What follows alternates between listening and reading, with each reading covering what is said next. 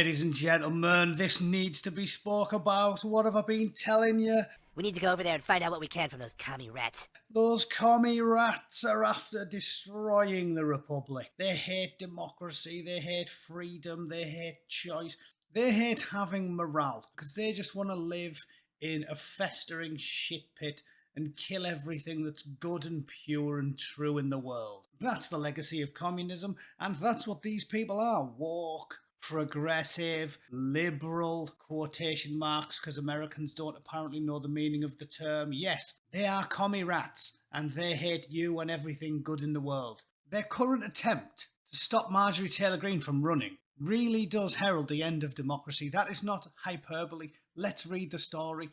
Controversial, according to NPR, who, by the way, I listen to NPR when I'm driving sometimes out of morbid curiosity, and NPR is worse than the BBC.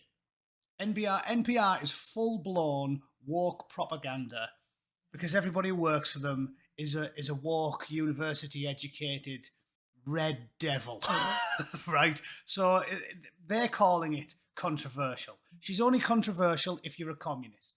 And she's facing a challenge to a re-election by voters, an illegal group who want to knock her off the ballot because they don't like her. They keep calling it an insurrection. It was a small riot.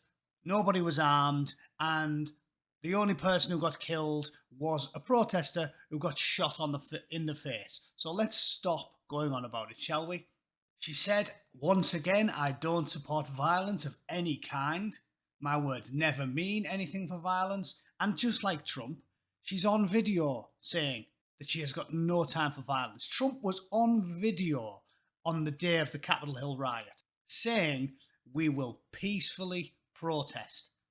That is a proven fact, and everybody who pays attention knows it.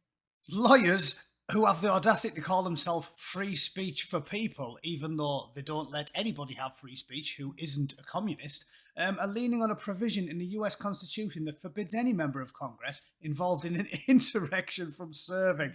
Yeah, she was involved in an insurrection. Pull the fucking other one. It's a section of the 14th Amendment passed in the years after the Civil War to prevent former Confederates from returning. I mean, the legal theory is mostly untested in modern history because most people aren't raving lunatics with the IQ of a chicken McNugget, deliberately behaving like charlatans and fraudsters because they are obsessed with power and hate freedom of choice. Greene has long deployed violent rhetoric. No, she hasn't. Show me some.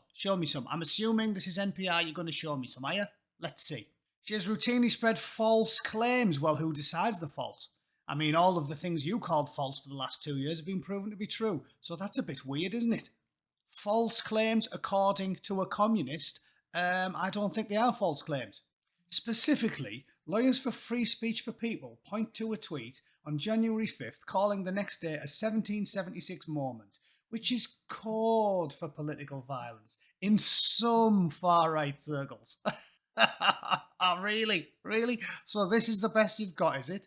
She's never ever actually said, let's do something violent. But because she used the term 1776 moment, which could be read in numerous ways, therefore it's code for political violence in some far-right circles. Therefore she's not allowed to run for office, even though people support her and people have got the right to vote for whoever they like. The leaders of this insurrection were among us on Facebook, on Twitter, areas of on corners of social media that would make your stomach turn. Slithered Ron Fine, the slippery fork-tongued viper, selling shit that ain't nobody buying. The only person who'll buy that is about as impartial as AOC's mother. Greene says she's never encouraged political violence. Obviously, she hasn't.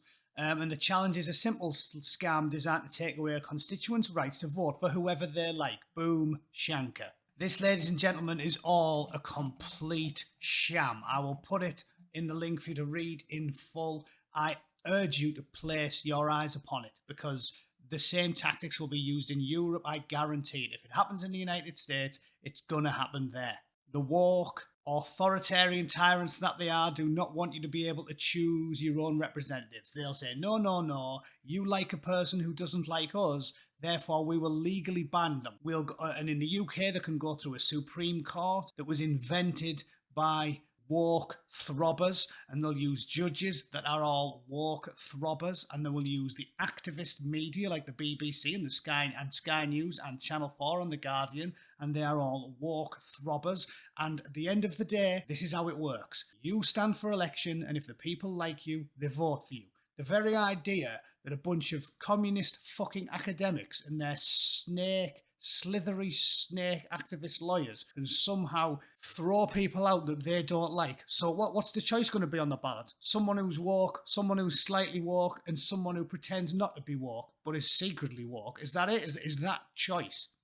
Is that choice? It's like going to the ice cream stand and your offer is ice cream in a cone, ice cream in a bowl, or ice cream in a fucking paper cup. That's not choice. It is the illusion of choice, and that is what they are attempting to do. We must fight it. This is outrageous tyranny, and frankly, I'm not surprised, because we know what they do when they get a sniff of power. They are fucking book-burning, reactionary extremists, and they accuse you of everything they are doing themselves. Remember, stay switched on. We've got to keep an eye on them. My pal Cartman says it best. Thanks for listening. See you all soon. Cheers.